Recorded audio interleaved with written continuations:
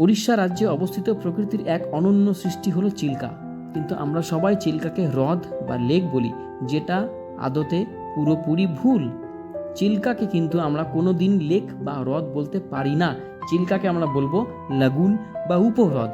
এবারে মাথার মধ্যে নিশ্চয়ই প্রশ্ন এসছে, লেক আর লাগুনের মধ্যে কি পার্থক্য? জেনে নেওয়া যাক লেক আর লাগুনের মধ্যে কি পার্থক্য। লাগুন বা উপহ্রদ সবসময়তে কোস্টাল এলাকাতে থাকবে এবং সমুদ্র থেকে বালির প্রান্তর অথবা প্রবাল প্রাচীর বা কোরাল রিফ দ্বারা আইসোলেটেড হয়ে থাকবে। অন্য হাতে লেক বা হ্রদ পুরোপুরি স্থলভাগ দ্বারা পরিবেষ্টিত হয়ে থাকবে।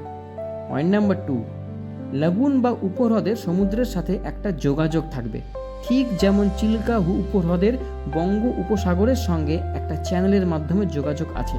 অন্যদিকে লেক বা হ্রদের সমুদ্রের সাথে কোনো যোগাযোগ থাকবে না। পয়েন্ট নাম্বার 3, লাগুন বা উপহ্রদের গভীরতা হবে শ্যালো, কিন্তু লেক বা হ্রদের গভীরতা হবে স্মল, শ্যালো অথবা ডিপ।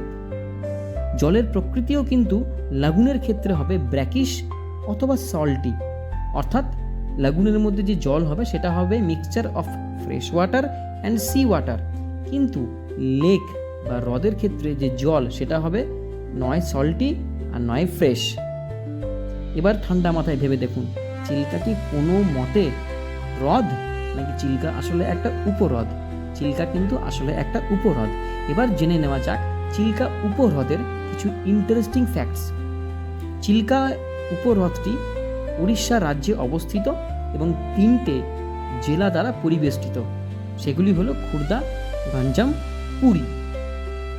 চিল্কাতে যে ডলফিন দেখতে পাওয়া যায়, যার জন্য অসংখ্য অসংখ্য পর্যটকরা চিল্কা উপহ্রদকে ভিজিট করতে যান, সেই ডলফিনটার কিন্তু একটা স্পেশাল নাম আছে।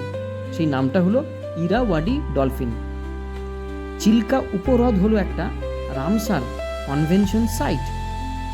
চিল্কাতে কিন্তু প্রচুর প্রচুর মাইগ্রেটরি বার্ড শীতকালে আসে। যে যে অঞ্চল থেকে এই মাইগ্রেটরি বার্ডরা বা পরিযায়ী পাখিরা চিল্কা উপহ্রদে আসে, সেই অঞ্চলগুলি হলো সাইবেরিয়া, নর্দার্ন ইউরেশিয়া, কাজাখস্তান, রাশিয়ার বিভিন্ন অঞ্চল, ক্যাসপিয়ান রিজিয়ন, আরও অসংখ্য দেশ মহাদেশ থেকে পরিযায়ী পাখিরা চিল্কা উপহ্রদে আসে শীতকালের সময়টা অতিবাহিত করতে। চিল্কাতে অসংখ্য অসংখ্য রেয়ার, বিপন্নপ্রায় উদ্ভিদ ও প্রাণীর প্রজাতি আছে। চিল্কার উপরে অসংখ্য মানুষের জীবন ও জীবিকা নির্বাহ হয়। চিল্কা উপহ্রদে মোটামুটি দেখা গেছে 225 রকমের বার্ড স্পিসিস মাইগ্রেশনের সময় আসে। অর্থাৎ চিল্কা উপহ্রদের একটা বিশাল বড় ইকোলজিক্যাল ইম্পর্টেন্স আমাদের প্রকৃতিতে আছে।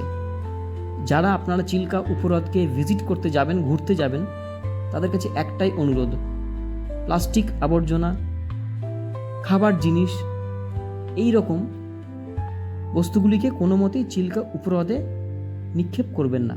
এতে চিল্কার তথা গোটা পৃথিবীর প্রকৃতির ইকোলজিক্যাল ব্যালেন্স নষ্ট হচ্ছে। এরকম আরও তথ্যের জন্য চ্যানেলটাকে লাইক, শেয়ার এবং সাবস্ক্রাইব করবেন।